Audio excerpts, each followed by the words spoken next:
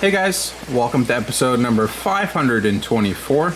Today is Monday, so it's Update Monday, and I wanted to give you guys a quick spin around the entire fish room so you can see where everything is at and all the projects that I have coming up. Now, I've been talking about this stock tank for months and months, and every time I clean this thing, which is usually once every month or two, I get the urge to just tear it all down and completely drain it and then find a way to make it look better. And I just haven't gotten around to that yet, but I do have big plans for this. In the spring, I am planning on going on two missions. One is to collect driftwood.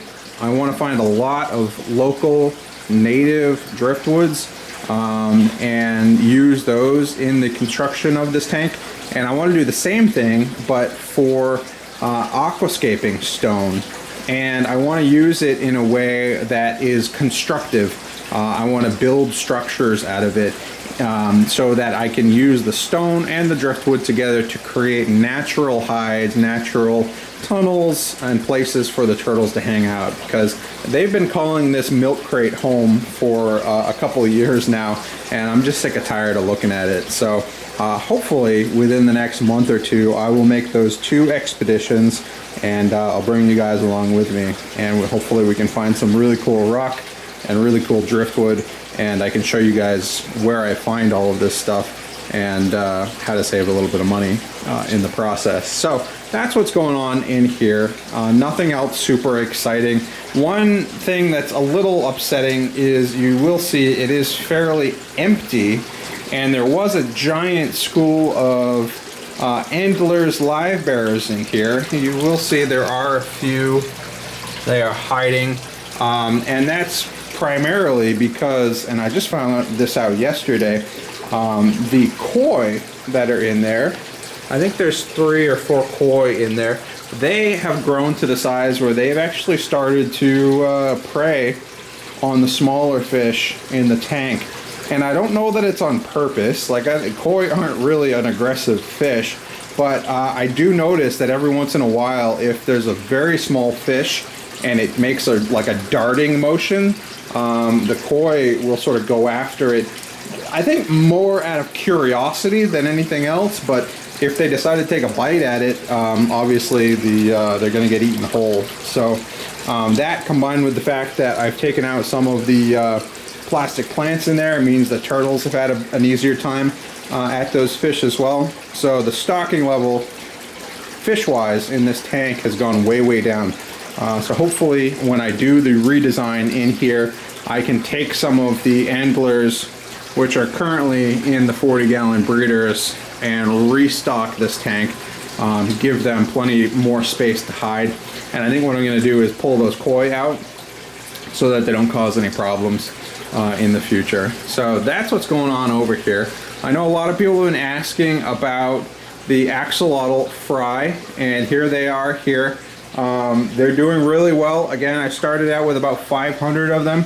I would say I'm probably down closer to 400 at the moment. I am losing 1 or 2 every single day on average, and that's just because these guys have grown to the size where they now have limbs, they have front legs, and they have back legs, and they get nippy and they bite each other, and when they do that, you know, they injure each other, and the smaller ones tend to not make it, whereas the larger ones, the faster ones, the stronger ones definitely do tend to make it. I have tried to limit some of that aggression by feeding them heavily. I feed them 2 or 3 times a day on frozen, mostly brine shrimp right now, but they're at the size now where they can probably eat frozen bloodworms as well, and that helps. And the other thing is I've added these plastic plants. I took them out of the stock tank, put them in here, and that gives them some space to hide and get away from each other and spread out a little bit. You know, I wish I had more space for these guys, because ideally the idea is when they get to this size, every single one of them is separated. But let's do some quick math here. I've got 5 adults over here, and they are laying eggs. They're laying around 500 eggs every, I don't know, 3 or 4 weeks. And of those 500 eggs, I got an almost 100% hatch rate. This is one hatch. And, you know, from there, if I was to separate 500 of these things out in another month, I'd have 1,000. Another month, I'd have 1,500. That would be an insane amount of food, an insane amount of space, and it's just not practical. And I think that's one thing that people need to realize when you get into a breeding project. And this is true of a lot of fish and a lot of reptiles and amphibians and everything else, is sometimes it's a selective process, and sometimes it's just sort of, you know, up to how many can you realistically raise, because things can get out of control, and it would take all of your time, all of your resources, all of your money to try to save each and every one of these guys. Obviously, I'm doing my best, and when they get to a large enough size, I am going to start to rehome them. So they're getting there. They're not quite there.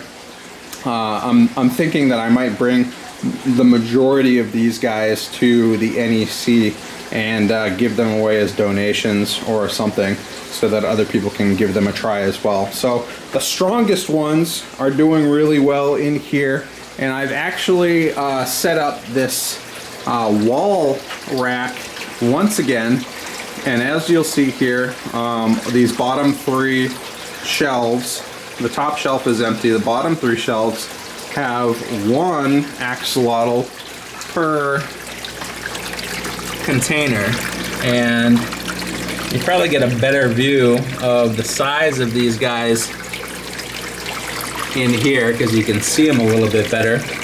I was a little worried that the amount of light that these guys are getting wouldn't be good. Like they don't like heavy light, so I might need to find a way to shield these guys a little bit from the light, but otherwise they seem to be adjusting fairly well. The other thing I was worried about is that the temperature in these might be a little high because it is connected to my central sump system here, but that hasn't seemed to be the case. They've actually seemed to be a few degrees cooler than the rest of the system, just because it's a slow drip and it's open and exposed to the air. So anyways, I've got some of the albinos up here. On this shelf I've got 4 albinos, and if we can zoom in and look at these guys, you can see they've definitely got front legs and they've definitely got back legs, and they've got a giant head, and these guys will continue to grow, and those legs will continue to grow as well. And hopefully by separating these guys out, I have at least guaranteed myself that I'm going to get, what is this, 12? That I'll get 12 adults, or at least sub-adults, out of this batch. The bottom 2 rows here, I took the normals, but I took the lightest colored normals that I could find. And I'm interested to see what these guys actually end up looking like when they get a little bit bigger.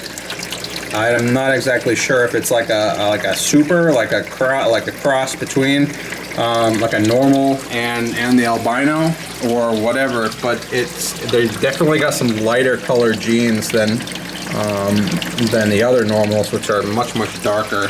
So be curious to see what they end up looking like, but these are the best looking ones that I could find out of the batch of 400. So they got their own little luxury suites, and hopefully they do well in these. Again, this is the first time running through this entire thing at this scale. And of course the adults are still down here, and as you can see, there are more eggs already in here, and I think this is the 3rd batch of eggs that I've gotten since these guys have hatched. So you can see how crazy it is. I'm not in a position where I can raise any more at this point, so I'm just gonna roll with this batch and see how we do. The 40-gallon breeders, for the most part, they're just sort of chugging along. I've got endlers, just small colonies of endlers in each of these tanks. I do have some Mexican mollies that I got last year still in these tanks. They're doing fairly well. I mean, they're not thriving, but they're definitely hanging in there.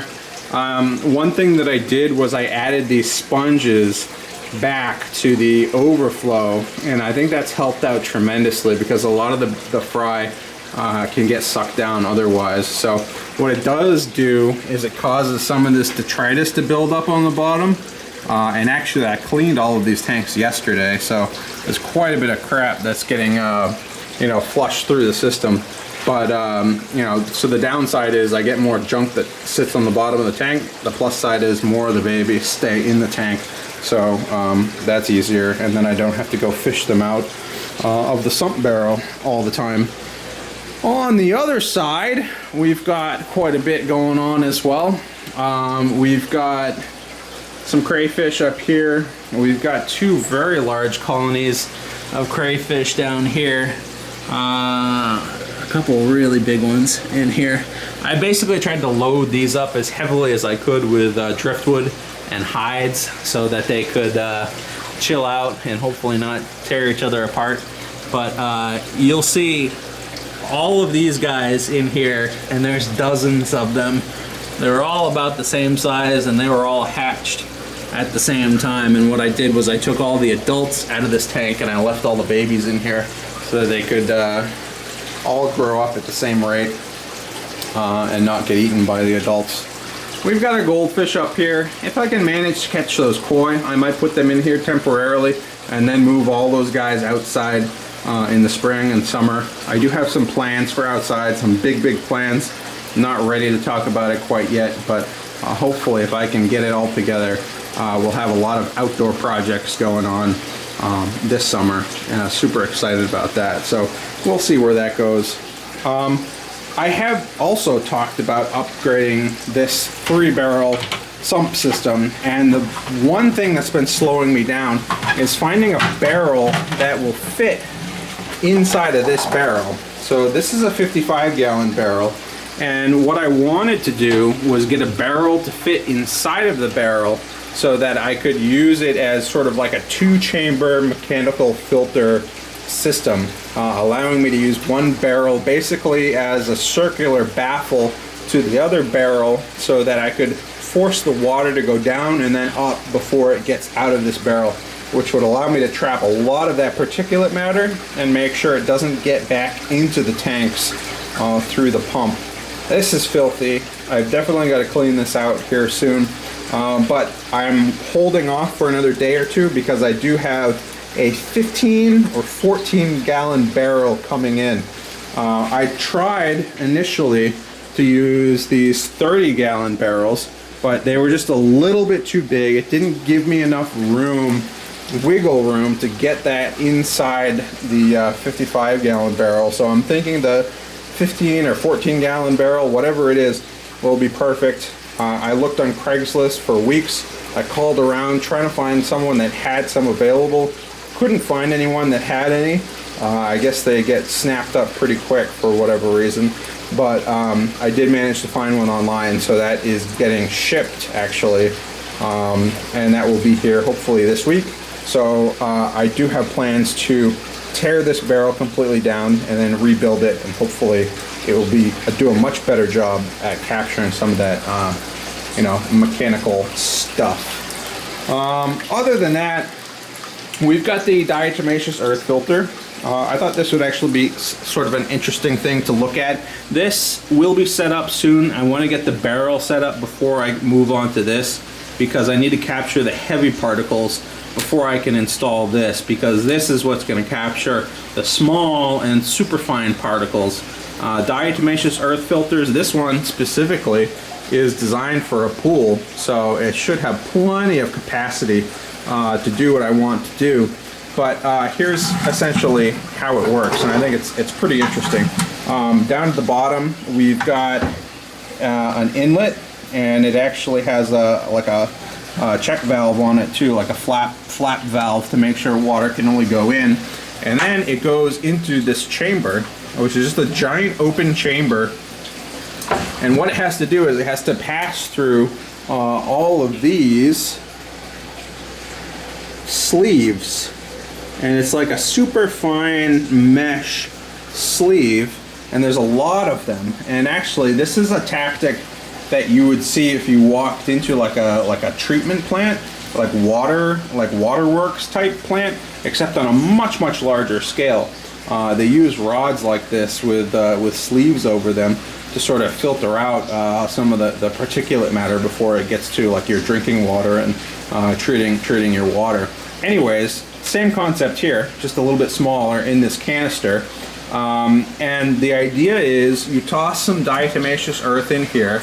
The water is flowing in this way. It goes up, and all of that diatomaceous earth gets kicked up, and it coats all of these rods so that all of the fine particles in the water have to go through both the diatomaceous earth and this filter sleeve.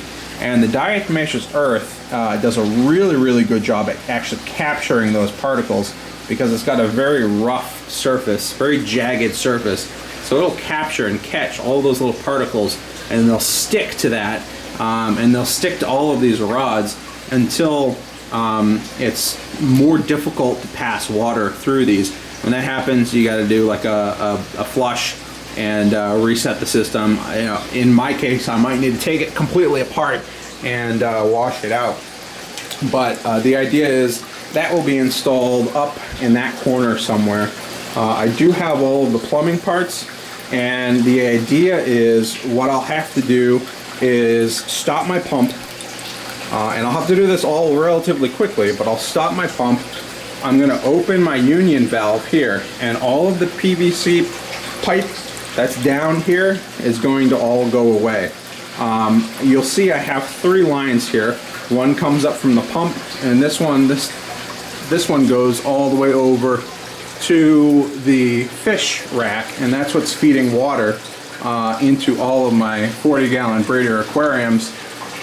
This is a bypass, so I can relieve some of the excess pressure. The pump is a little bit oversized, so I can relieve a little bit of the excess pressure and circulate the water back into this barrel, which goes back into this barrel, and just goes around in a circle. If I needed more pressure on my fish tanks, I could close that a little bit more. If I needed less, I could open it a little bit more. So that's a really important feature. But what I'm going to do is, instead of doing that, I'm going to run it through this diatomaceous earth filter. The third piece of plumbing here is one that I've actually only used once or twice, and it's basically like an emergency drain system. If I wanted to do a large water change all at one time on this system, I could close that, and open that, and the pump would basically pump all of the water from the barrel. All of the water that's coming through the sump system could all be pumped into this barrel, which goes to a sump pump, and it goes out the drain. So if I wanted to do a large water change, I could basically do like 50 gallons at a time by just opening that. Realistically, I haven't used that a whole lot. There's not a whole lot of reason to, because I do have the drip line going in here. And if I ever needed to do something like that, I could honestly just run a siphon tube from one of these top tanks and run it down into here. I don't really see myself ever using it. So instead, what will happen is the new plumbing will just go straight up to the fish tanks like normal, and I'll just have one T that goes off in this direction, which will go to the diatomaceous earth filter. So that'll be a fun project to set up. I do not have the diatomaceous earth in yet, but it's super cheap. You basically buy it by the pound, and hopefully I can get that all set up and running. My biggest fear is if I do lose power, and if the flap valve that's down here fails or leaks or whatever else, diatomaceous earth may leak out of this filter, especially if it's positioned up above this barrel, and it might get down into the pump itself. So I might need to put a check valve on the PVC going to this. I'll see. I'm not 100% sure on that, but I do have most of the plumbing that I need to get that hooked up. I'm just waiting for this project to be done first.